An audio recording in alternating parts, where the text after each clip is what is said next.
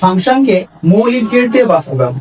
ফাংশনকে যদি মৌলিক গেট দিয়ে বাস্তবায়ন করতে হয় সেক্ষেত্রে মৌলিক গেটগুলো আমাদের জেনে নেওয়া দরকার। মৌলিক গেট হিসেবে কি কি আছে? এন্ড গেট, অর গেট এবং নট গেট। এন্ড গেটের কাজ কি? গুণ করা। অর গেটের কাজ কি? যোগ করা। নট গেটের কাজ কি? পূরক করা। আমরা যদি এই মানগুলো জেনে যাই তাহলে আমাদের মৌলিক গেট দিয়ে বাস্তবায়ন করা সহজ। আমরা যদি দেখি এখানে কি কি সিচুয়েশন আছে। এখানে এ বার আছে, বি বার আছে, তার মানে নট গেট আছে। এখানে এ বার এবং বি কে গুণ করা হয়েছে, তার মানে এখানে এন্ড গেট আছে।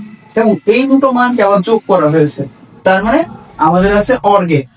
তিন ধরনের গেটই আমাদের এই ফাংশনের ভিতরে আছে। এইটা আমরা কিভাবে বাস্তবায়ন করবো সেটা খেয়াল করি। প্রথমে এ এর মান দেওয়া আছে, নিলাম। তারপরে বি এর মান দেওয়া আছে, নিলাম। এবার আমাদের এ বার বানাতে হবে। এবারটা এমন দেখতে, তাহলে আমরা এবার বানাচ্ছি। এবার বি বারও দেওয়া আছে, আমাদের বি বারও বানাতে হবে। বি বারও বানালাম, একটু উল্লেখ করে দিই। এবার B bar.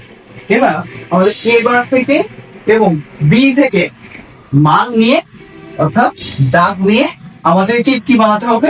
And gate. And গেটের মতো আঁকাতে হবে। এ বার বি, এ বার নিলাম এবং বি নিলাম। এবার বি, এই দুটোকে নিচ্ছি, নিয়ে এবার আমাদের গুণ করতে হবে। গুণ করতে হবে, এই যে গুণ করে না। তাহলে এটা কি হলো? এ বার বি। এবার আমাদের করতে হবে এ বি বার।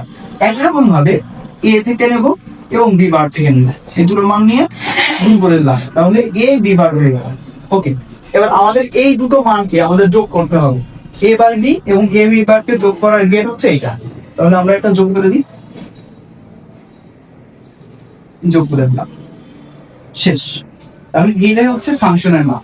আমরা মৌলিক গেটে বাস্তবায়ন করতে গেলে আমাদের এইভাবে যখন যোগ করতে হবে তখন যোগের গেট, যখন গুণ করতে হবে তখন গুণের গেট, যখন পূরক করতে হবে তখন পূরকের গেট দিয়ে দিলেই আমাদের হয়ে যাবে। ধন্যবাদ। নেক্সট ভিডিওর জন্য অপেক্ষায় থেকো। আমাদের ক্লাস যদি পছন্দ হয় তোমার বন্ধুদের কাছে শেয়ার করে দিও।